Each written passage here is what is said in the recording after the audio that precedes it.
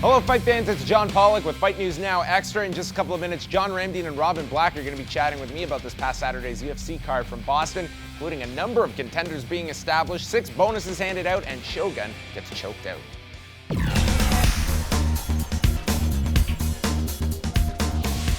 12,539 fans took in the UFC's return to the TD Garden in Boston on Saturday night, headlined by light heavyweight action as Chael Sonnen submitted Mauricio Shogun Hua at 4:47 of the first round, giving Sonnen his first light heavyweight victory since 2005. After the fight, Sonnen addressed the crowd as superstar Billy Graham was channeled. Vanderlei Silva, 6 feet tall and 205 pounds. Boy, until I met you, I didn't know they could stack crap that high. Whoa. I will let you know when I'm done, Joe. I just got done with the world champion. If you think I want to add a middle-aged comedian just for the goddamn pleasure of it, you better think again. Vanderlei Silva, 3 months, you and the bad guy. In the night's co-feature, Travis Brown withstood numerous strikes and knees from Overeem in the opening minutes of the fight to capitalize after Overeem tired and allowing himself to connect with body shots and a front kick to knock out the former Strikeforce heavyweight champion at 4:07 of the first round as Travis Brown improves to 15-1-1. And we are here with John Ramdeen and Robin Black, coming off a very successful launch on FS1 for the UFC. A tremendous number that they pulled in Saturday night. Astonishing, really, when you figure this is the first night of this network launching, and the UFC was the key driver here for these eyeballs. But just from a quality perspective, a great show from the UFC, I thought. Yeah, I think one of the main reasons is because everybody over the last number of weeks has been saying this is a pay-per-view quality free show. So I think, you know, you put Alistair Overeem, you put Chael Sonnen on here, you put some of the most exciting fighters on their entire roster on this card. I think people are they're gonna tune in, and what happened, kind of exactly what we all anticipated. A spectacular night of fights, lots of action. Yeah, and all the things you love, knockouts and finishes, you know, comebacks, crazy comebacks, like you mentioned with Brown. I mean, that was an unbelievable fight. And, you know, people were complaining about the last couple of pay-per-views, saying it wasn't up to caliber. Well, if this is a case of robbing a couple of Peters to make this Paul really good, makes a lot of sense now in retrospect. In the main event, it was a fight that going in, it didn't really have title implications, but it was going to give us a good barometer of where these two stood in the light heavyweight division. And for Chael Sonnen, looking to have that exit strategy and returning to 185 pounds, Chael Sonnen looking very solid here. I don't think anyone anticipated that Shogun would be choked out here, but some interesting questions now on his menu right now at 31 years old, having lost two fights now in a row. You would have to imagine one of the things that as a talking point for Shogun and his camp is time to go down to 185 pounds. The guys at 205 pounds are absolute monsters. You saw Shogun's body going into this fight.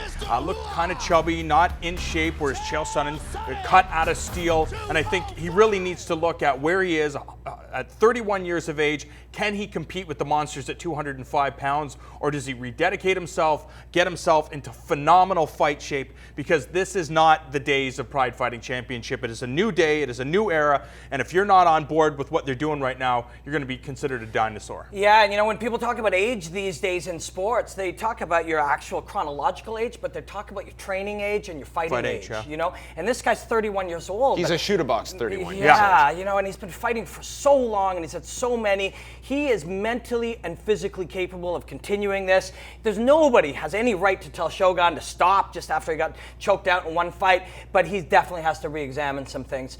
You know, it was a tough night for him. He's a great fighter. He's a legend in the sport, but that's a tough night. I mean, you look at his last 6 fights, he has a record of 2 wins and 4 losses. So I think there's a couple of things that need to be re-examined for This Shogun. is a guy, too, that walks around at 230. 185, I mean, you're going to have to really dedicate yourself. And, you know, maybe, you know, this guy has been notorious for just switching a lot of the people around him and stuff. And there's been, you know, sometimes that can be helpful to get different perspectives. Other times it breeds a lot of inconsistency, and that's been part and parcel of Shogun's UFC run. Yeah, it's true, and you know, it's a tough one. You know, 2-4, losing fights like that. You're at a point where you have to ask yourself a lot of questions, but you probably were last fight too. I hope the guy can find the right camp, stick with it, you know, train like he used to, blow everybody's mind, and be able to perform that way. That's what you hope for a guy who's earned that. Uriah Faber here overcoming a tremendous barrage here from Yuri Alcantara in those opening minutes to come back and, in my opinion, even win that first round and then go on and win the entire fight. This guy might be the best bantamweight that is not holding a title at 135 pounds. And I think the natural fight coming out of this, you look at Michael McDonald, both were saying, hey, we're friends, but we're willing to fight here. I much prefer that option rather than Faber kind of bouncing back between featherweight and bantamweight. I think Uriah Faber is one of the best fighters in the entire sport not to hold the title. I agree with you. This guy is an absolute wrecking machine, will be competitive against the best fighters on any given day. You put this guy up against Frankie Edgar, he's going to be competitive. You put him up against, obviously, whether it be Jose Aldo, Dominic Cruz, Renan Barão, he is going to be good with anybody. I mean, this guy is just a consummate professional who's trying to improve each and every time. The question that has to be asked is time, a friend or a foe of Uriah Faber? Hey man, like, just because you didn't win your last couple title fights doesn't mean you're not pound for pound one of the greatest fighters in the world. Uriah Faber, mentally and physically and skill-wise, is a terror. This guy can beat anybody on any given night. I'd give him a good shot at 155 against top 10 guys. Just a monster. We also saw Matt Brown here, his 6th consecutive win within that welterweight class here, knocking out Mike Pyle. Very, very impressive win.